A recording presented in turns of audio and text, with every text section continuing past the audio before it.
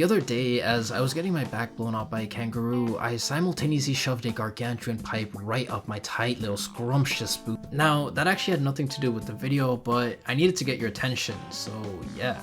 Anyways, let's talk about Japan. Again. Japan's constantly fueled me with entertainment for years upon years now. Whether it be from anime or manga, these mediums have provided me with a multitude of greatly intriguing and fascinating stories, each having their own unique worlds, characters, atmospheres, themes, narratives, etc, etc. From psychological works like Death Note and Psychopath to deeply dark, mature, and introspective works like Oisumi Punpun and Solanin. All these stories are one-of-a-kind experiences that you probably won't find anywhere else. As much as you can search and continue on searching, when it comes to these exceptional works, there is no second version of said series, but that's also what makes them so damn amazing. Problem is, the more you consume such stories, the more you realize that most stories are kind of mediocre.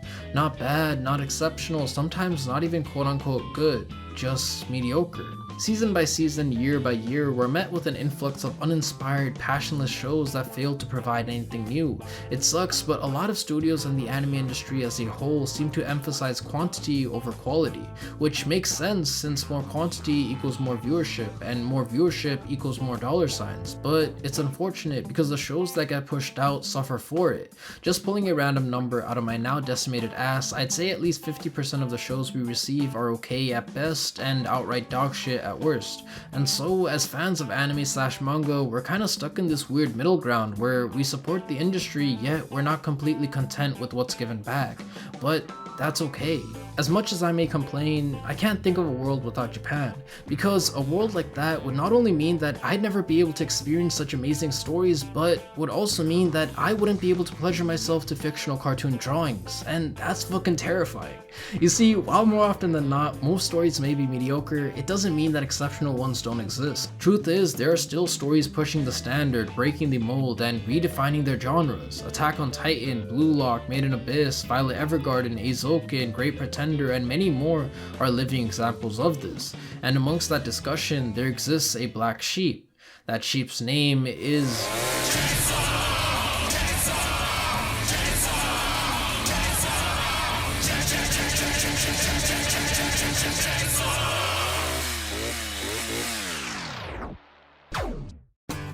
Meet Denji, a boy so horny that he's made it his life's purpose to go on a quest in search of cheeks. So much so that if given the chance, he'd without hesitation pull out Zenitsu's Thunderclap and dive headfirst into Pound Town. But you don't gotta worry, cause he's also a dude who can appreciate other womanly assets such as this.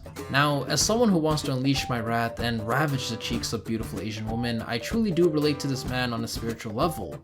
But anyways, Denji's broke, unintelligent, and his days consist of sleeping, eating, and beating his meat more times than you can possibly even fathom. Problem is, his precious wank time is stolen because his dickhead dad dropped dead and left him with a massive debt. Now he lives day to day, taking whatever means necessary to pay it off. From cutting trees to selling literal body parts, he does what he needs to do in order to survive. But the job that makes him the most bread is devil hunting, and so he does exactly that. Then, one day, the Yakuza Denji works for take him to a secluded warehouse under the pretense that they need him to slay some devils. Oblivious to the danger that lies ahead, Denji enters the building, and soon after gets ambushed. In a ruthless, unsettling, and grotesque manner, his limbs are severed and he's left in pieces. On death's bed, Denji regrets over never being able to live a life of normality, but right before everything fades to black, the chainsaw devil named Pochita creates a contract. In exchange for Pochita becoming Denji's heart, Denji has to show Pochita his dreams,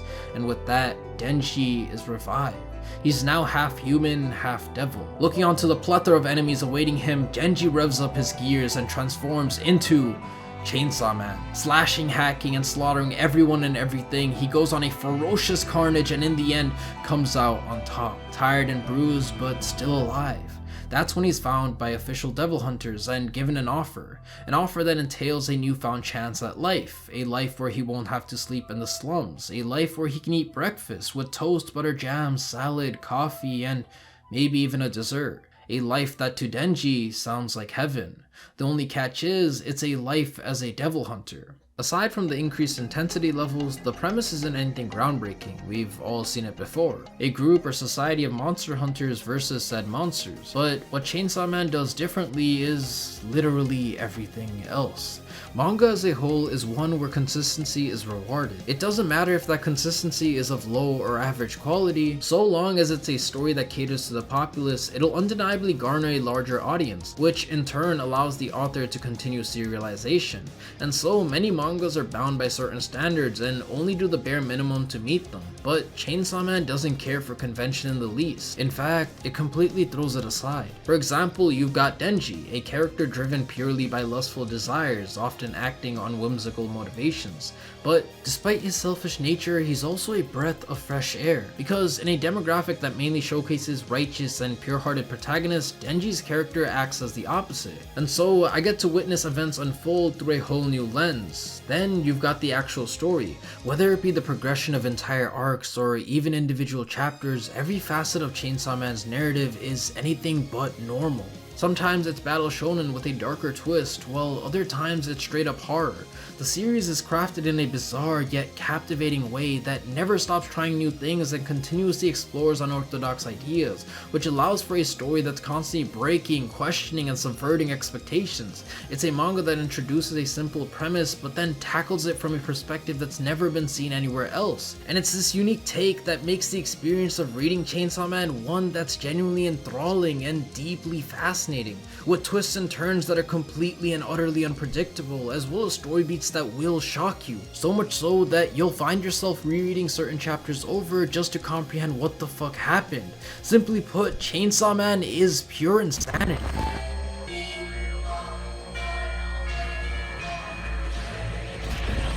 I seriously can't commend Fujimoto enough. His method of storytelling and how he masterfully deconstructs tropes and cliches creates for a beautiful story that's really compelling. A story that over and over again amps itself up and never fails to impress. Each arc has you on the edge of your seat, and each preceding arc only continues to raise the stakes at exponential rates. With no stopping point in sight, it just keeps giving more and more. Starting from something small, but very quickly spiraling into something much bigger, grander, and greater.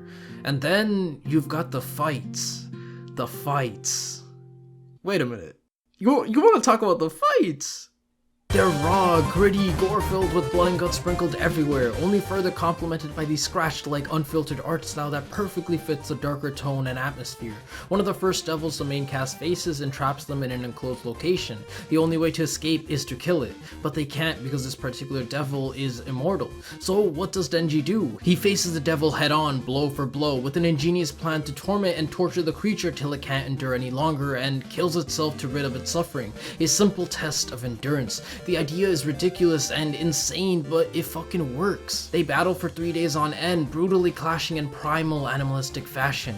And that's only one of the many absurd yet exhilarating fights Chainsaw Man offers. You've also got the solid cast of complex characters that all to an extent act like real people.